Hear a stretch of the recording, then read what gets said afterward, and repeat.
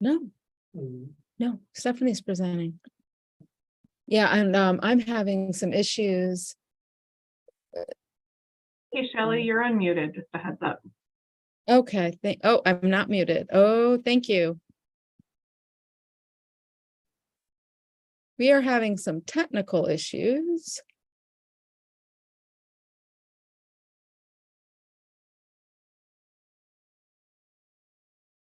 Yeah, this is Austin. I'm right there with you. Ever since this update, this most recent update in Zoom, I've just been having the greatest difficulty with Zoom. So, yeah, I'm right there with you.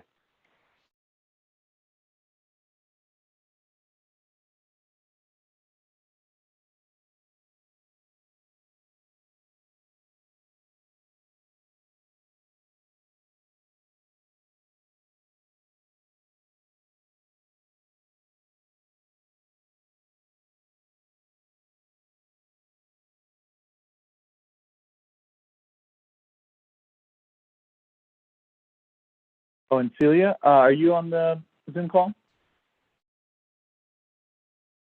Celia is not on the Zoom call, Austin. This is Megan. I'm filling in for her. Oh, fantastic.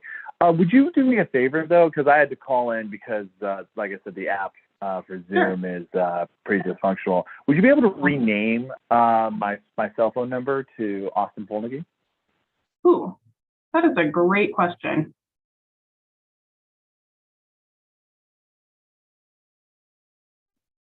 Oh, someone did it. I did it. Thanks, Brett. You're welcome. You're amazing, Brett. Thank you. I mean, sure, my phone number can be public record if it needs to be, but, you know, hey. It covered up a couple of the numbers, Austin, so people would have to guess a few times before they got it right. Yeah. Awesome. Good stuff. Yeah, in the meantime, though, I am going to try to get onto Zoom so I can actually be on camera and see what the presentation, all that stuff. So, yeah. So then I'll just mute. Thank you, everyone.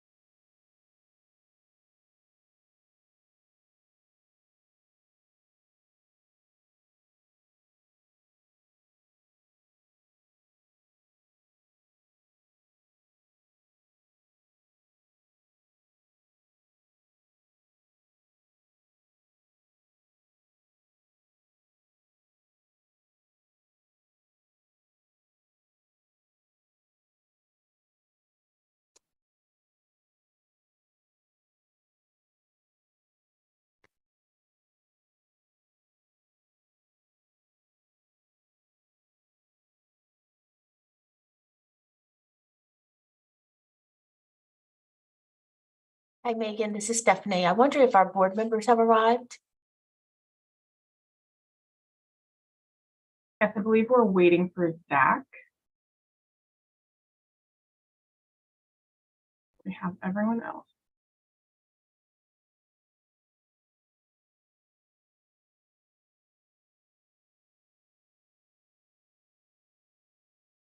This is Austin. I'm going to text Zach now.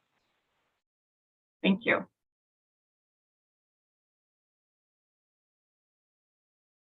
Megan, can you hear me? Yes, I can. Yeah, I'm having some real tech issues here. So I might just log off and log back in. Okay. Sounds good.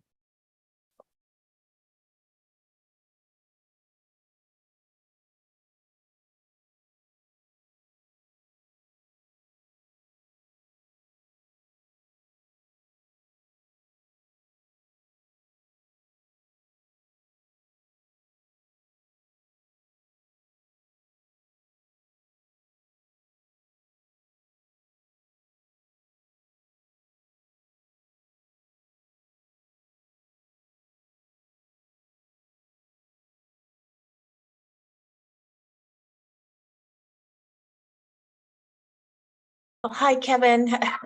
Hi, Denise. Can you hear me, both of you? Yes, hi, good afternoon. Good I afternoon. can. Good afternoon. Wonderful. Excellent. So it appears that we are reaching out to Zach Mulholland to see if he's able to join us this afternoon. And we'll get started in a couple of minutes. So if you could just be patient with us, we'll go ahead and get started in a couple of minutes. Sure.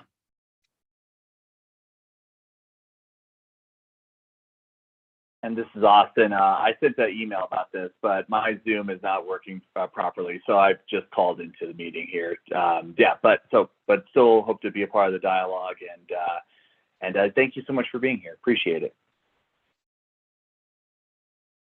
And it looks like Zach has joined us.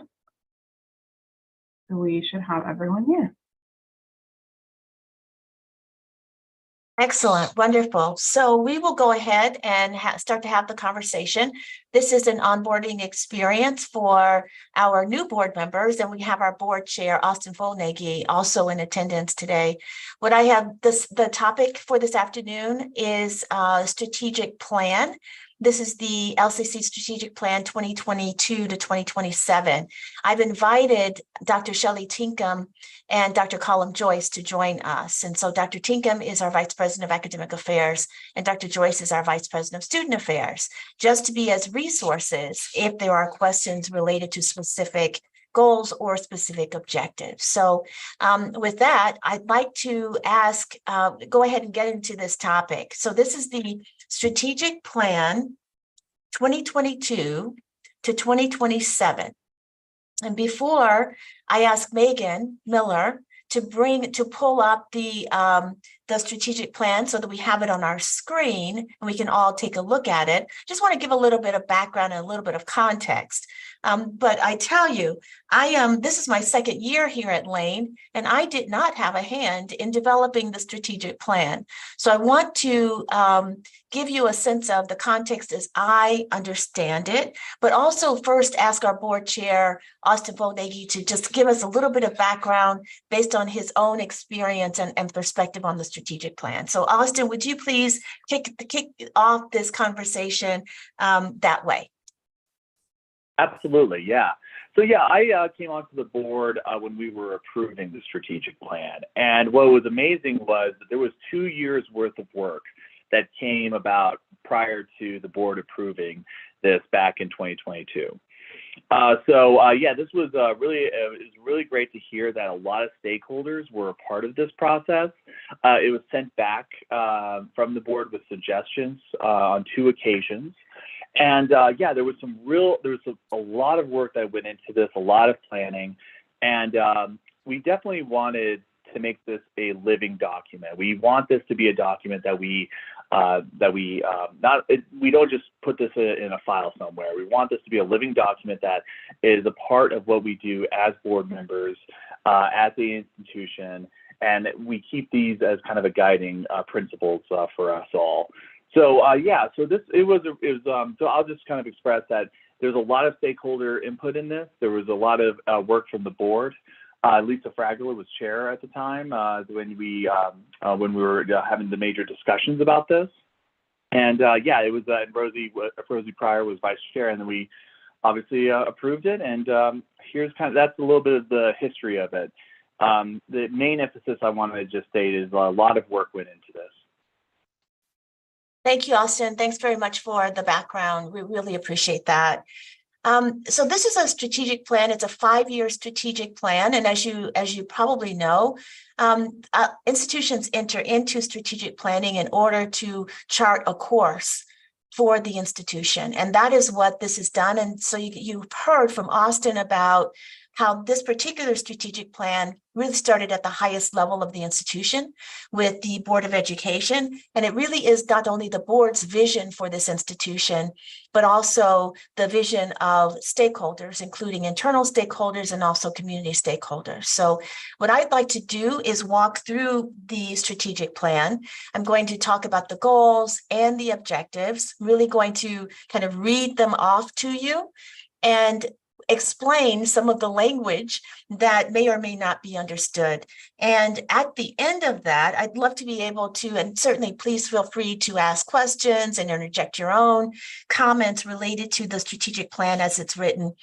And then at the end, I'll give you a sense of what we're doing with the strategic plan, because this is not a plan that's actually sitting on the shelf. Many times you've probably all been in situations where you've seen strategic plans actually sitting on the shelf and being really nice, pretty documents. We're not treating this document as in that way, and I will give you a sense of what we're doing with the strategic plan at the end of our session.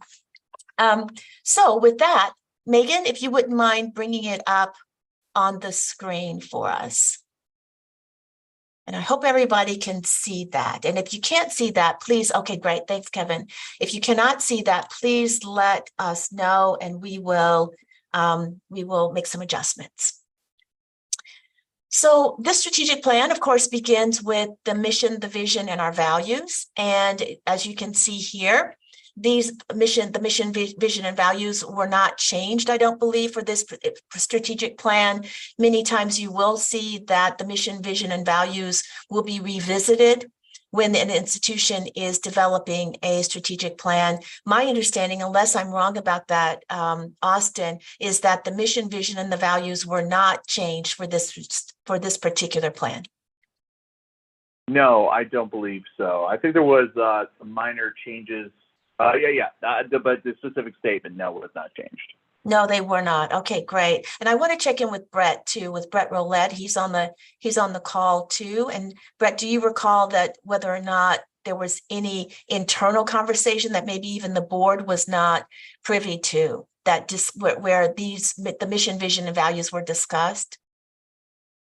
Not this round. Okay. Last round, the board added a couple words and bolded some text, but this round, I don't believe there were any changes. Okay, no changes. Okay, great. Thank you. Thank you both for that. That helps us a lot. So on my screen, Megan, it seems that just to scroll down a bit so that we start to see the goals and objectives. And so we'll start with the goal 1. There are 6 goals, as you probably know in your own reading of the strategic plan. Here's the first one. It's about improving diversity, equity, and inclusion in student access and achievement. You can see that diversity is one of the institution's values. The objectives, there are several objectives underneath this goal. One is about increasing admissions, retention, and completion of Black, Indigenous, and people of color students in underserved populations, make progress toward achieving federally designated Hispanic serving institution, ensure clear, well-defined processes that result in positive student experiences, foster civic engagement, and prepare students to live and work in a diverse and global society, increase overall student engagement and student participation in college-wide planning and decision-making, invest in programs which contribute to a highly skilled and diverse pool to the regional workforce. The background on all of these, well, having been at the institution for a year now, I have a bit of a sense about where many of these interests or focus areas of the institution, where they may have come from. For example, the HSI designation may have come from the increasing number of students that we have from Latinx backgrounds. Our student population for the Latinx student population is about 14%, between 14 and 17%, I believe, Colin, if I'm right about that. And so that has been growing, and I think that has certainly been an interest of the college. I'm going to stop here and see if there are any questions about any of these objectives overall, or if Chair Fonagy, if you'd like to share anything that you know about some of the background and where some of the interests of the institution came from with respect to including these particular items as objectives. Yeah, I will just speak in regards to the workforce side of things. Obviously, our institution has had a long history in workforce development and economic development, and being a part of the community and developing our local workforce. So obviously and obviously community colleges naturally are in that sphere. So I just wanted to just kind of emphasize that this has been a long-standing thing, I believe, with this institution. Other than that, several discussions have happened throughout the years, especially since 2020, about diversity and inclusion. And I do agree with you that with increases in Hispanic population of students and within our community, the HSI Hispanic Serving Institution aspect of this is something that is of great value. I also want to kind of emphasize the concept of a Hispanic Serving Institution. The key concept is the serving aspect. It's not the Hispanics, not the institution, it's the serving of these population of students. So it's one thing to call yourself an HSI, it's a different thing to truly serve those populations. So that kind of gives you a little bit of background on some of this stuff. I'll also make the observation for this particular plan that this could be viewed as a post-COVID plan, because it's a 5-year plan starting with 2022. And so we intentionally coming through the pandemic and being the institution that's going to be the post-pandemic institution. Goal number 2, let's look at that one. Increase enrollment. The objectives are increase College Now enrollments, quality sponsored dual credit offerings for high school students and concurrent enrollment of high school students, increase enrollment of underserved students in rural and other underserved areas, increase enrollment of non-traditional students, including veterans, unemployed, underemployed, and displaced workers, and provide career technical education programs that respond to local and regional workforce needs. Are there any thoughts, Chair Fonagy, that you've got about where some of these may have come from? Yeah, obviously with especially an emphasis on dual enrollment, I know that was a huge part of our discussion, and also with rural communities such as, the Florence campus, as well as on my side of the county, on the eastern side. There's specific needs that the rural communities have, and I was really proud that the board was putting an emphasis on that, as well as with dual enrollment in high school students. Zach, I know you had some questions about dual enrollment, and also just with high school student enrollment in general. So I'm sure you're really glad to see that this is a part of the strategic plan. A lot of discussion has happened around this, but I do feel like there's also just opportunities for our institution under this strategic plan. So one of the words in here, thank you so much for that. One of the words in here, the College Now, this proper noun, College Now, may not be well understood. I wonder if we can explain what College Now is. Dr. Tinkham, would you like to perhaps do that? Absolutely. So college, make sure I'm not muted. I am not. No, you're not. We can hear you. College Now is a program that we have here at the institution. It's run through the High School Connections part of our campus that's under Dean Justin Chen. College Now is a mechanism by which we transcript courses between high schools and ourselves. We take a look at the course itself. We make sure that it meets college level expectations. Also, there's a secondary component of that program where the high school instructor also has to be deemed to be qualified to deliver a college level, what we would be transcripting. So there's a process to that as well.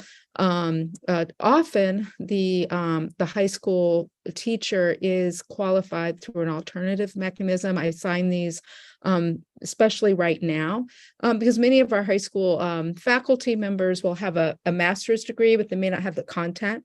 So we'll take a look at their credentials. Sometimes they have to meet with our faculty to develop some additional skills and knowledge. So through these two processes where we're both transcripting the course and aligning expectations, and then also taking a look at the qualifications of the high school instructor, once when the students enroll in those courses at the high school, they get college credit for that particular course. So it could be, it's probably named one course at the high school, and then it's articulated into one of our courses here at the college. I also recently learned, I was not aware of this until just the other day, that, and this is according to our dean, Justin Chen, so he was a huge champion of our College Now program, that we are transcripting more College Now than courses than any other community college in Oregon. So we are doing a significant amount of this work. And I do know that high schools are interested in more as well. That's something that we do here when we're out at the high schools, is that, we'd like to see more of this, and closer collaborations between ourselves, between high schools and the college. Thank you, Shelley.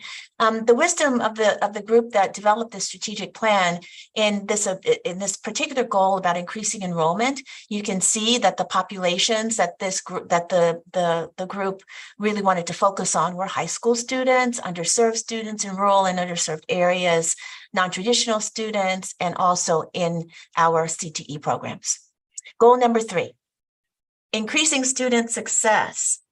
And so here are the objectives: increasing first-time full-time award degree attainment for all students, close opportunity gaps for underrepresented first-time full-time students, decrease average time to degree or award, reduce barriers to retention and completion, increase retention for all students across demographics through increased student services and support, increase transfer rate, and improve preparation for successful transfer to four-year and other institutions, expand work-based learning opportunities and co-curricular programming to enhance employment opportunities, and facilitate student transition to the workplace. Some of the terms in here, just wanted to have us define those terms. And I wonder, Colum, if you could help us define transfer rate. The transfer rate is basically the percentage of students that come to Lane Community College that actually transfer on to a four-year university. And that is generally looked at as they complete an associate's and then transfer on. However, I did want to mention that Shelley and myself have been working with a group with University of Oregon. We're looking to do something similar with OSU shortly, where we are working with them we have students who leave before they get the associate's degree and transfer to that four-year university. It's quite common. And what we're looking to do is also work with much more closely with our four-year university partners, because we know this is happening, and to do things like do a reverse award of a degree at Lane Community College. By working with U of O, we can find out what credits the students have taken, and once admit the degree requirements for Lane, we can award them that associate's degree, and it's better for them, and it's also good for us as well when it comes to transfer rates, and it comes to students meeting their goals, especially for state funding. And so this is where also you may or may not know, but we are creating a transfer center downstairs in Building 1. And this is so our four-year partners can have more of a presence on our campus to help increase that transfer rate. And we've got a number of initiatives we're working on as well to help students meet that goal. Thanks, Colum. And I'd like for you to also, Shelley, to please talk about work-based learning opportunities and how we're defining work-based learning and co-curricular programming. Absolutely. We have a co-op. One second here. I am having all sorts of issues. One second. We can hear you. Just want you to know. Mhm. Okay, great. We have a co-op program here on campus. It is, something that we're trying to invest in to give our students the opportunity to have internship opportunities with local employers. For example, the Springfield Chamber just approached myself and Column. They are developing a program this year where they're trying to connect students from high schools and primarily at Lane with employers through the chamber. So those are two programs that we're working on. And then also we just got wind just within the last few days that we have been selected as a career in the Career Z Challenge. This is a program where it's mostly it's not a grant program, but it's something that's rewarding colleges that are being entrepreneurial.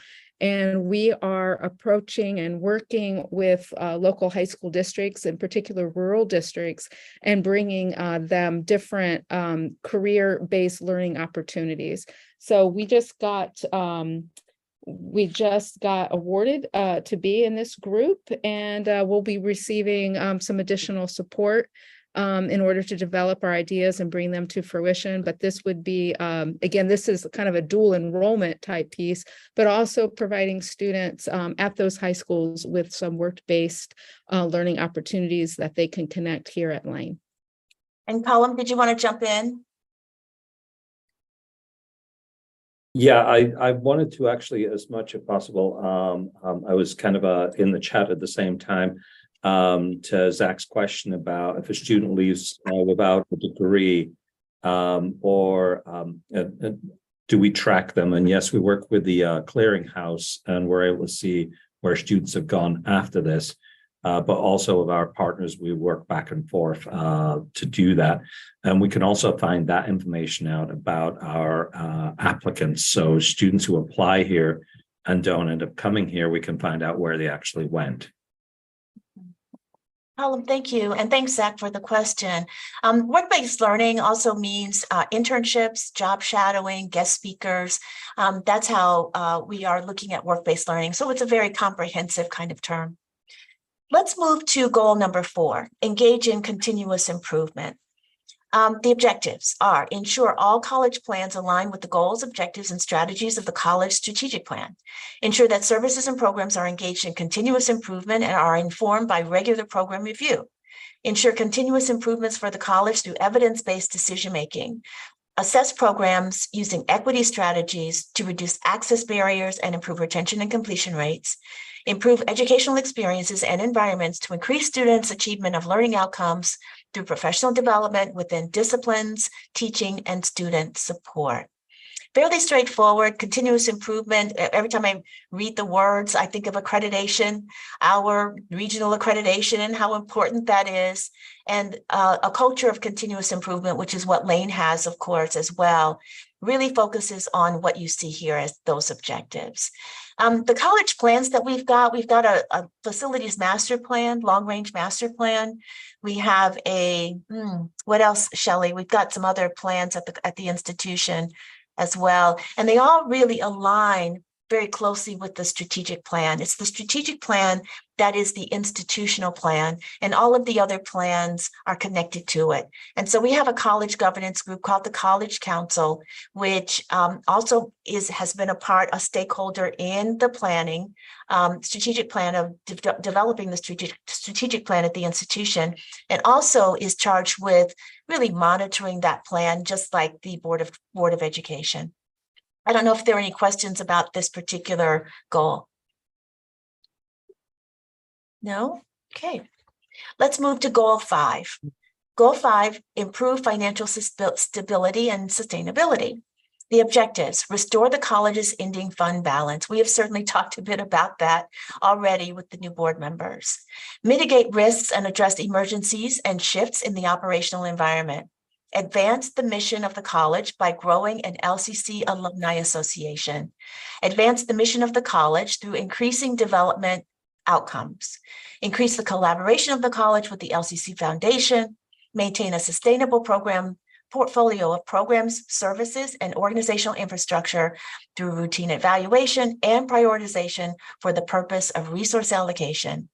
Engage in financial planning that prioritizes the educational and student service mission of the college and aligns with strategic planning.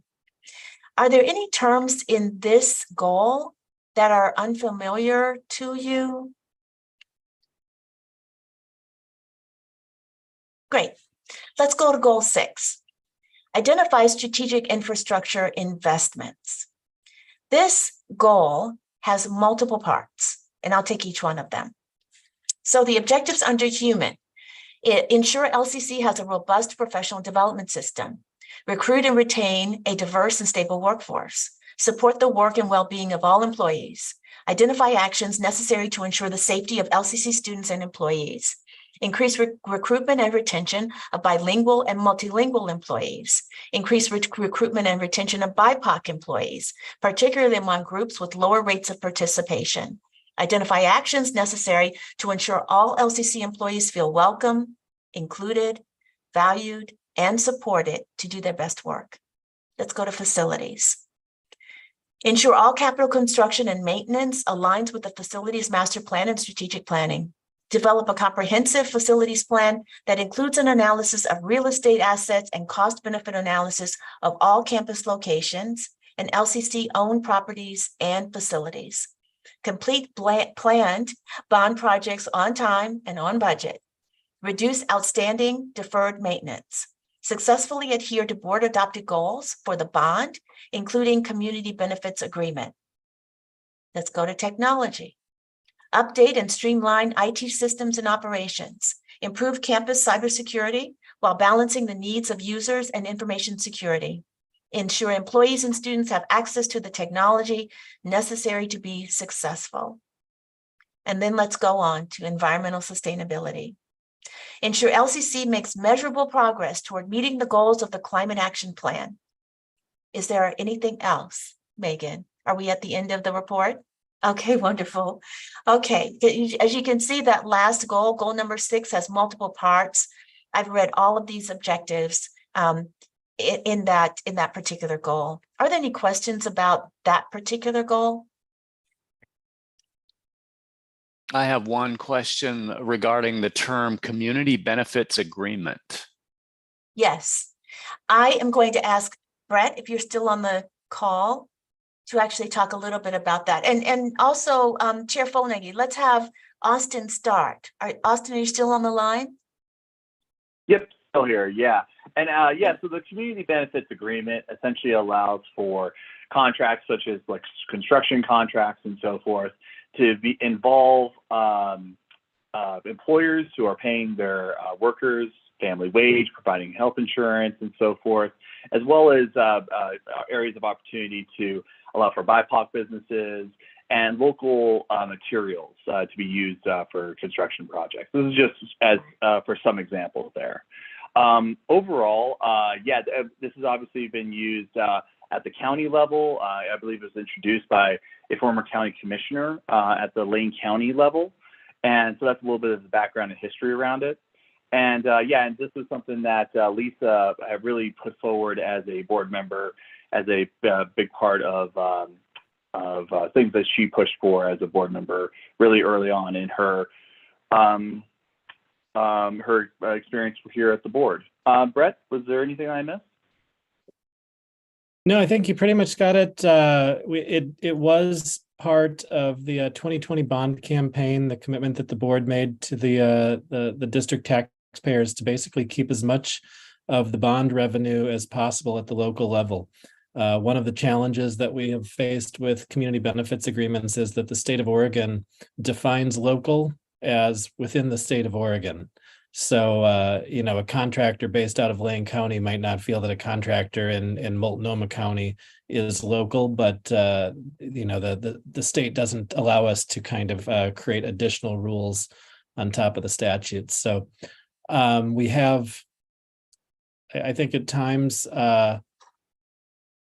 done, as staff, done the best that we've been able to interpret the board's wishes. Sometimes we struggle a little bit because, I'll use marketing, for example. We have a lot of local entities like the Register Guard that aren't local anymore. It's a local paper, but it's owned by a national corporation based outside of the state of Oregon. So it's how you interpret it, but I think it has really resulted in the college doing the best faith effort when we go out for large projects. Like you'll have a proposal in the board packet next week for the renovation and improvement of Building 16.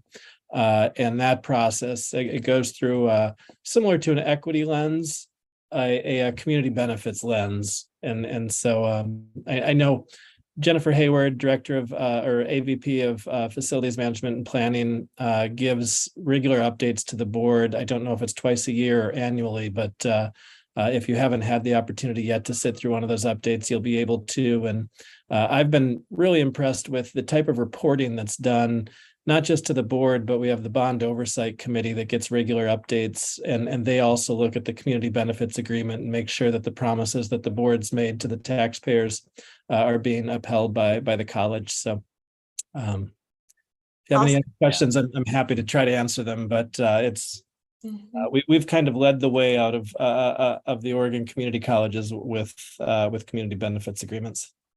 Yeah, and there's also opportunities. Oh, and really quick, there's also opportunities for us to go above and beyond this too. When you look at like what we did at the Florence Center, I know that the administrators over there worked really hard and really closely with like local construction companies that might not have had any experience working with public institutions or to do a bid on a public project. And they worked with those, smaller, 2-person, 3-person construction crews that are really common there in Florence to help them be able to bid for these type of things. So there's opportunities that I feel that the college has also done to go above and beyond, especially when it was in regards to the Florence Center. So sorry, Stephanie, you didn't mean to. I wanted to just. No, I think it's great. It's a great point. And as you can see, that Lane is really, really proud of the CBA, of the Community Benefits Agreement. And we will be presenting on this particular topic. It was accepted by the Association for Community College Trustees Congress. That's coming up in October. So I want to take these questions that we've got in the chat, and maybe we can just, if you haven't taken a look at the chat, maybe let's look at these questions too. So Zach, we have, if a student leaves Lane without a degree, is there data tracking whether they have dropped out or enrolled in another institution? I think Colum actually addressed that particular question. Then we have, in the dual enrollment and College Now program, who gets the FTE and the money? Who gets the FTE and the money? Shelley, can you take that one? Sure, and Kathy answered that. Kathy's on Yeah, the line. we Kathy, would. you want to do that? Mhm. I'd like to introduce Kathy Thomas. I saw the little puppy, and it didn't occur to me that there was a person behind the puppy. I've seen the puppy so many times, Kathy, and I didn't connect that you were there. Kathy, are you able to take yourself off mute? Yes. Yes, I am. Wonderful. So let me happy to introduce you. Oh, wonderful. So let me introduce Kathy Thomas, if I could first. Kathy Thomas is our institutional researcher. She's a fantastic individual who's been at the institution for more than 20 years, Kathy. Am I right about that? No, only 8 years. It just feels I'm sorry. She has deep experience in IR, but has been at this institution for 8 years. Kathy, can you take the question for us? Sure. So College Now students sit in their high school and they do not pay for tuition, but the FTE from their enrollments comes directly to Lane. And we also transcribe their success on a transcript that they can then either utilize here or transfer to another institution. Regarding dual enrollment, students can dual enroll between ourselves and U of O, for an example, and Lane receives the FTE for the enrollments that the students take for courses at Lane, and U of O gets the enrollment for the for those students for their courses at U of O. So it's just split however the student chooses to split their day amongst the courses. Zach has his hand up. Zach, would you like to? Got a follow-up question. So dual enrollment, so I guess on that, the student FTE, the hours are, so our numbers that include, so we're at like, I think a little under 6,000 FTE full-time students. That includes the College Now credits? That's a good question. It depends what amount you're looking at. We typically look at 4 different categories for our FTE. One is College Now, credit courses at College Now. One is credit here on our campuses. One is non-credit skill development, our ABSE, ESL, GED programs. And then the last one is our non-credit continuing ed, our workforce professional development credits. All of those programs bring FTE into the institution. Right. FTE in terms, we're talking about funding, but if we're talking full-time equivalent students, I think that current number, which we're at about 6,000, if I'm not mistaken, we typically will remove the College Now enrollments out of that in order to have a better representation. Is that correct, Kathy? Well, it really just depends who's asking the question and what they want to know, because even our College Now students are contributing to our student FTE. So it does depend upon, how the question is asked and answered. Yeah. So for purposes of state funding allocation, which is based on how many students that we have, do College Now students count towards that? Yes. Thank you. And then if a student takes if a high school student takes a class at Lane, then they could count that towards their high school degree as well, probably. Where are they taking the course? At Lane? Here at Lane? Yeah, they could. Yeah, absolutely. I mean, you're talking something outside of the College Now agreement? It would have to be approved at the high school as well. Correct, right. If it's outside of that College Now agreement, then that's something that isn't as streamlined or developed, but many students do enter that relationship. And it can be counted twice. But if it's outside and, if there's no equivalent high school course, the student might just then get just the college credit for it. You said that's somewhat common? Is it somewhat common? I believe that it is, but it would be existing outside of that College Now program, where the student is just taking if it's College Now, what they're doing is they're taking a high school course that is deemed to be equivalent to a college course, and the student gets credit for both. I think what you're talking about is a situation where a student enrolled in high school takes a Lane course here. That is also considered, we would call that dual enrollment, if the high school student were to get credit at the high school for it. Those relationships are a little less developed. It's a part of our strategic plan, and it's something that we're looking at more closely to develop something that's, that has more structure. But yes, if a student were to take a course, they could then work with their high school to get it credited towards the high school diploma, and it would exist in both places. Thank you. Great job. Really appreciate that. Denise, were all your questions answered? Denise, were all your questions answered? Somewhat. Can you hear me? Yes, we can hear you. Okay, thank you. So, are there any, so a College Now contract is developed by county guidelines, state guidelines, or between the school districts? it is developed a bit of both, but there are state guidelines. And there are also our guidelines. So essentially what it looks like, I can kind of walk you through it a little bit. We would, first of all, let's say we would have a high school instructor who's interested in participating in College Now.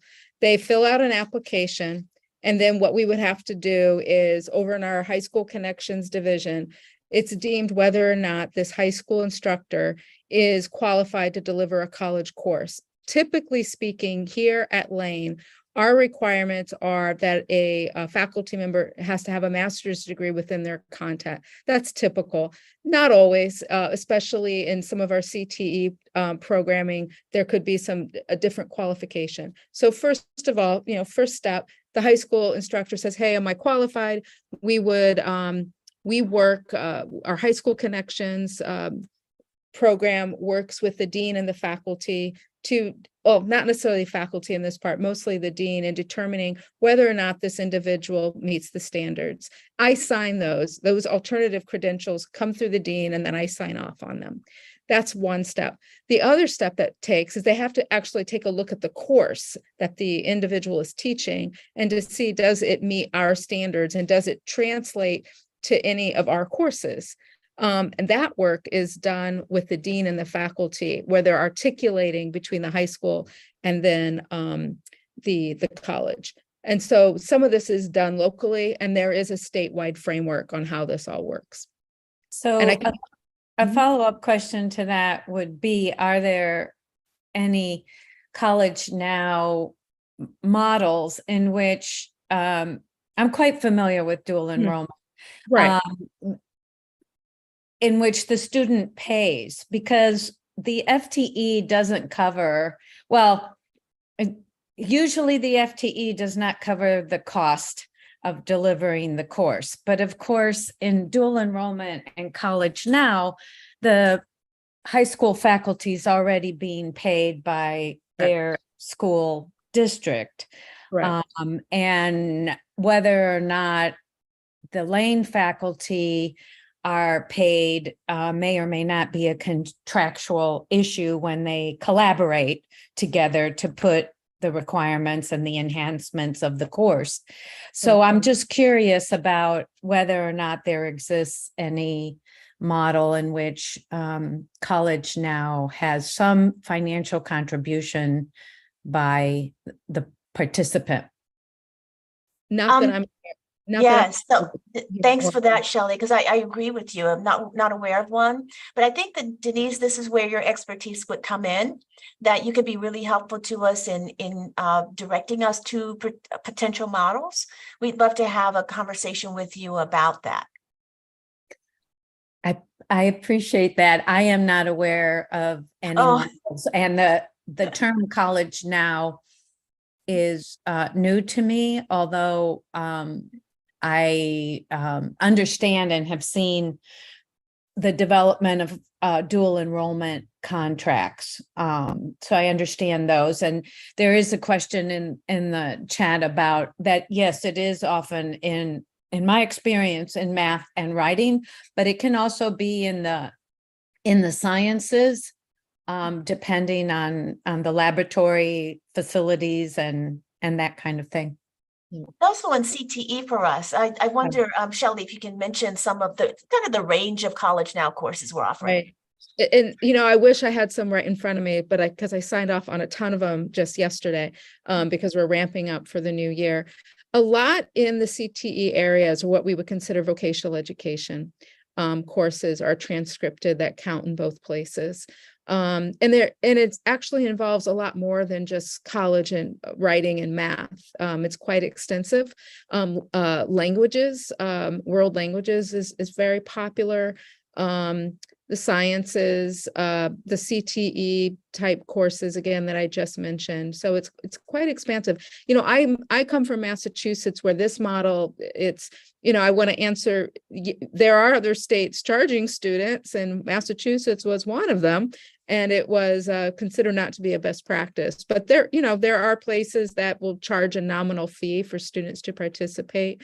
But I think what's the norm is, we're trying to reduce barriers And, these are partnership models between K through 12 and higher ed. And the cost of the course has been paid for through the high school. But again, this is transcripted credit. So it's that classic model of dual enrollment that's something that we do, but it's not as developed as College Now is. But as you can see, College Now does result in quite a bit of funding for the institution and quite a bit of benefit for the state. For the student. Thank you, Shelley. And I think Kathy, you want to jump in as well? Sure, I'll give you a little data points here. We last year we touched 32 high schools were involved in the College Now program.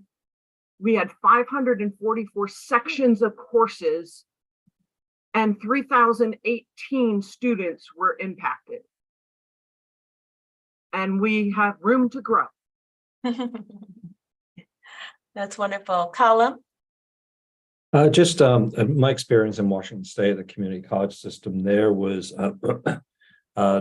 they had another name for it, of course, but it was kind of almost flipped where the high school students from the district would actually take classes on the college campus versus college in the high school, as I've often heard it termed, and that they had the state in Washington is kind of a much more rigid in the layout and how this is all done, and Oregon has a bit more leeway in I think how we present it in districts with our high school partners. But yeah, and it was the same way. Lots of different types of classes were approved, depended with which school district, of course. And we did also teach college in the high school, as well as students taking classes at our campus. Thank you. Thanks, Colin. Thanks for all of the questions and the dialogue that's occurred on some of these points. Well, I want to talk a little bit about what we're doing with this strategic plan. I've been here a year, going into my second year. The board and the rest of the institution had this plan approved, and that's what I walked into the door with last year. What I've been doing a lot in the past year is listening and learning and asking a lot of questions and observing how this particular plan is being operationalized. We are now going into the second year. I've got a leadership team in place. And what we're doing is that, well, let me back up a little bit and say that there are many objectives, as you can see in this particular strategic plan. There are over 40 of them, I believe. Megan, if you could do a quick count for me, that would be great. I think there are only over 40 of them. As you might imagine, if I would ask the leadership team to do all of these objectives at the same time, it would be quite overwhelming. And it may not be as strategic as the institution needs to be in order to accomplish the goals. And so what I am working with the leadership team on is operationalizing this plan by engaging in some annual planning activities. And so they will choose objectives that are relevant to the priorities of the institution and also the board goals. They will choose objectives that will have activities and will have measurements. And we will be giving the board reports that will allow the board to monitor the progress of us achieving what they've set out in the strategic plan. We'll also be doing that with the College Council as well. So I'll stop there. That's kind of a thumbnail. Thank you. Oh my gosh, 46. Okay, it's more than, I thought it was lower end of 40, but that's a higher end of 40. So there are 46 objectives. We intend to address each of the objectives in the plan, not in the first year, not in the second year of the plan, sorry, but we do intend to address each of those objectives. We do consider this, as Chair Foll-Nagy mentioned, a living document in terms of bringing objectives to the board if we want to pivot in terms of a particular objective because of what's happening in the environment, internal environment, external environment, and so that to make it a dynamic and living document. So with that, I'll see if there are any final questions, I guess. Any final thoughts, comments?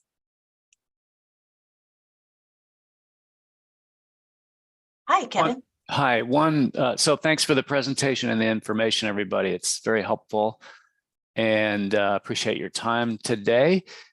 Just a question about how the strategic plan meshes or overlays or, combines with other policy documents, including the budget across the campus. And I don't expect a full answer now, but I'm just curious about, there must be, multiple documents out there that may have to plug in somehow with the strategic plan. So at some point, I'd be interested to kind of get a better idea of the kind of policy document landscape, if you will, just to have a better sense about the moving parts.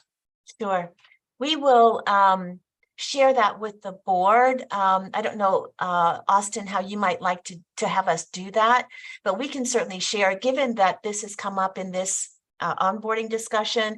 At the next board meeting, we'll just put this as a question and then respond to it.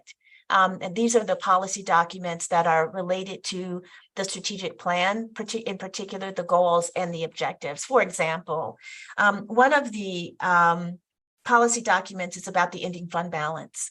And we've mentioned that before, but it's for sure related to goal 5, which says improve financial stability and sustainability. And it's 5.1 that says restore the college's ending fund balance. So there's a policy document that's directly related to that, and we will include that.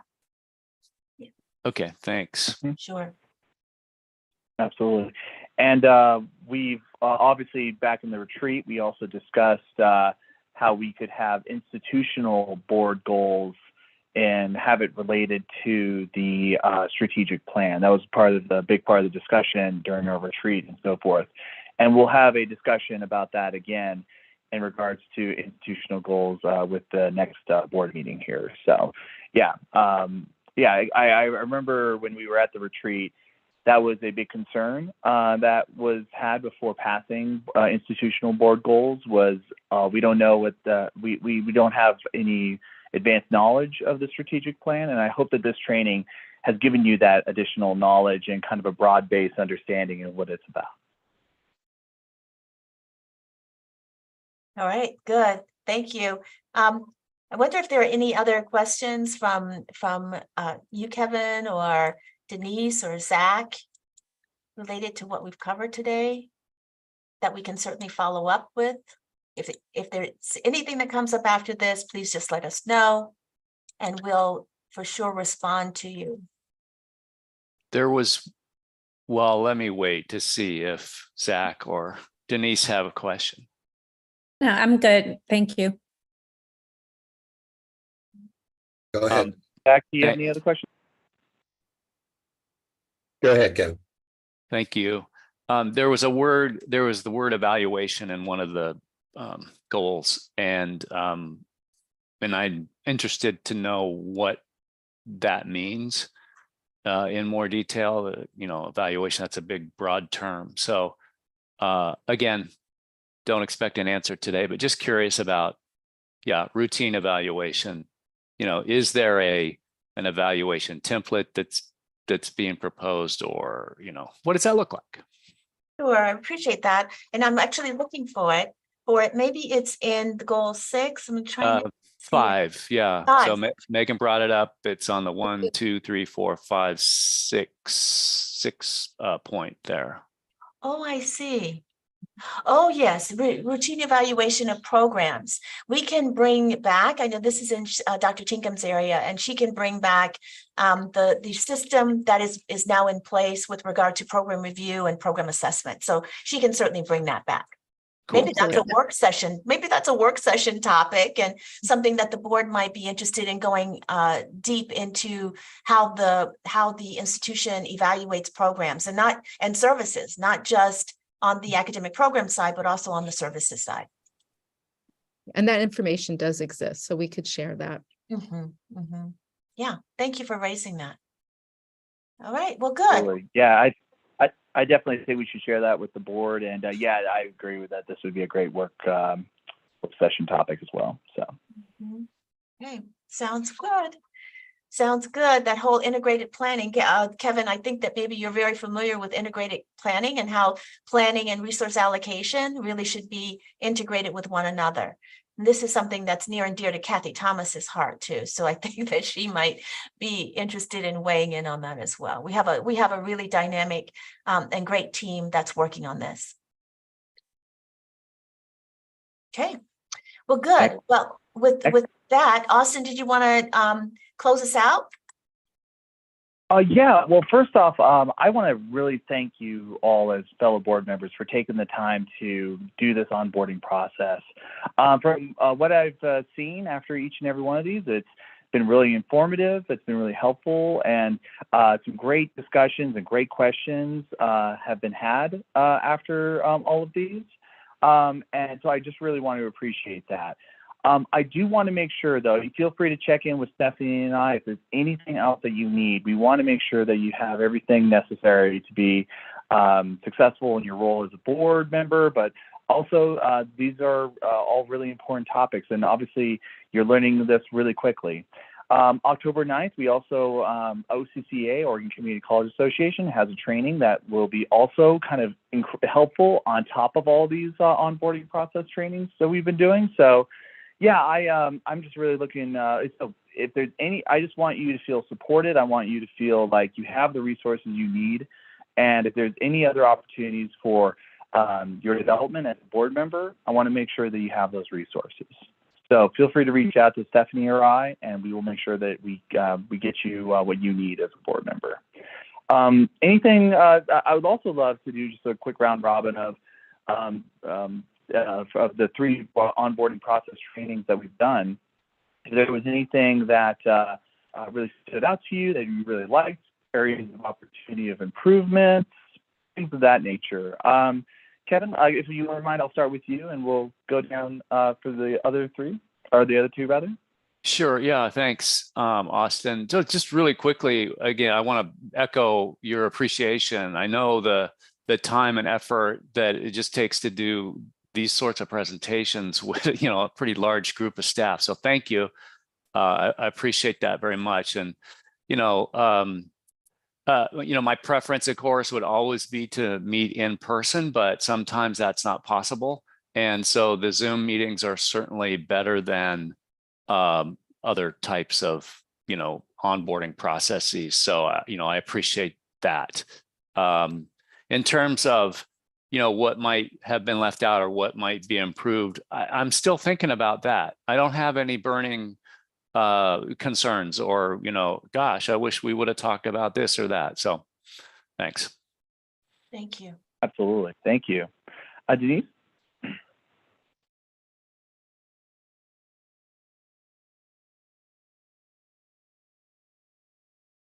Denise, you there? Can you hear me? Oh, there it is. Okay, yes. sorry. Little tech things going on. Thank you for taking the time. It's a lot of information, without a doubt, and a lot of it also has, all the sub details in it. I appreciate all the various topics and the VPs and staff time, especially as it's getting closer to opening session. So I think it's an ongoing process.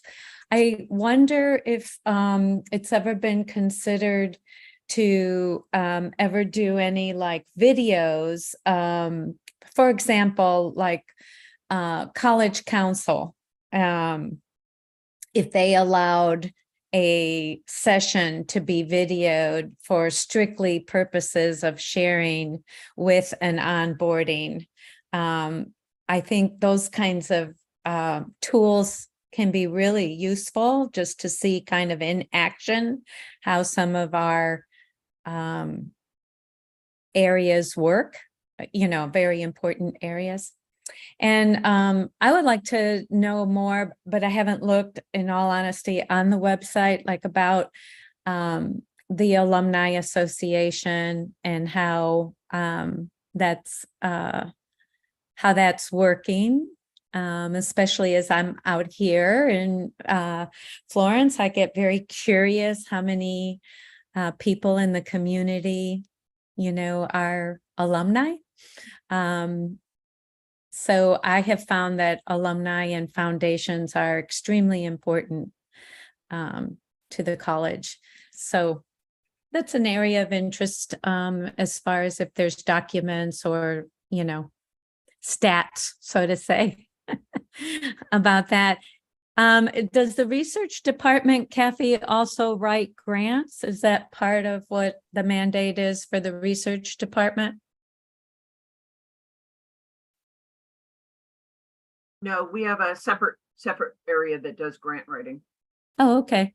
I work closely with them, but it's a different person.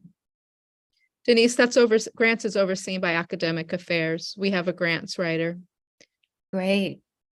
That's great. Thank you.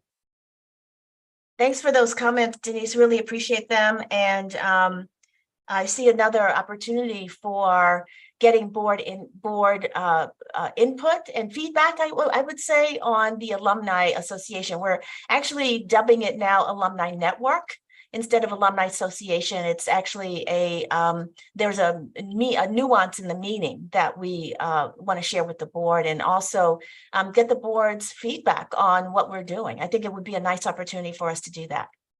Thank you. And I think Excellent. Zach, Thank you. Great suggestion. Yeah. Zach?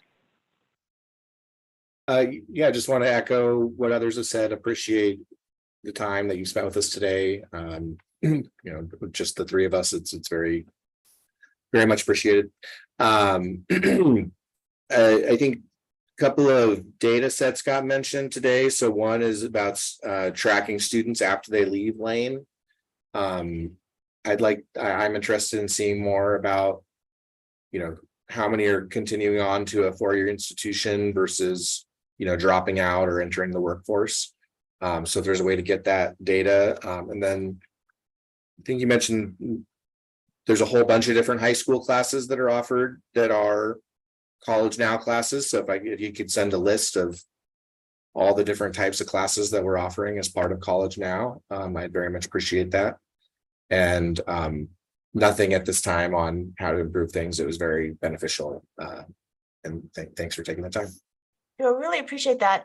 One of the things that I know that we will be doing is presenting to the board about the outcomes, because the board questioned about what are the outcomes at Lane. What's happening with our students, for example, with transfer, or with what are some other outcomes that we're tracking, Kathy? Transfer and column. We're tracking transfer, we're tracking the number of units or credit hours. I'm sorry, Denise, I was just in California for just a second, but we're tracking the number of credit hours. We're tracking a lot of different metrics, and it will be something that we will be doing is letting the board know about those outcomes, because as you are monitoring the strategic plan and our work with the strategic plan, I know that you will be very, very interested in what those outcomes are. So Colin, did you want to say something about that? Yes, I wanted to say one of the things I think I'm looking forward to in the upcoming board meetings is I'm planning on adding a section where I give a student affairs report, which will include an enrollment update and kind of delve a lot deeper into these details about the trends with our students. I'll be working with Kathy, of course, prior to that, because she's the person who, through institutional research, is able to get her hands on so much data for us. And we're building out kind of enrollment funnels, information about, as you said, about clearinghouse, where the students go from our institution, where they transfer to, the success rate. Also, one of the things I wanted to mention as well is we've got you'd mentioned, I think earlier, Kevin had mentioned about our different planning documents that we're working on here. And we'll be probably talking about some of that as well, about how some of the initiatives, projects, and plans we have are connected to the strategic plan. And yeah, well, you know, we're all about data and metrics. So we want to be able to show as much as you can probably handle, being quite honest. And so that's the goal. I think that's probably music to your ears, Zach, because I know how much you enjoy data and kind of diving into that. All right, so great. Well, thanks everybody. I see a hand raised. Kathy, do you want to jump in? I was just going to mention our mission fulfillment indicator scorecards that we're working on currently, and they're available for public view. And they'll be updated in September, later in September, with the newer data points and the newer next steps. But there's a wealth of information about our college via those. There's 17 of them. They're each 2 pages. They're quick reads, but it gives you a good overview of where we're at and where we're going. So we don't overwhelm the board, Kathy. Why don't we start at the top and start to send out those mission fulfillment indicators information, because we will need to define what a mission fulfillment indicator is probably for our board members, but we'll start to send that out to you so that you can digest this information fairly easily. I think it will be very, very informative. Again, mission fulfillment indicators thumbnail, they are at the institutional level and they are outcomes oriented. Okay. So thank you again, everyone, for joining us today. We appreciated the time that we've had with you. So Thank you. I Thank think you. that's it. We will conclude our session today. Bye-bye. Thank you, everyone. Bye-bye, everyone. Bye-bye.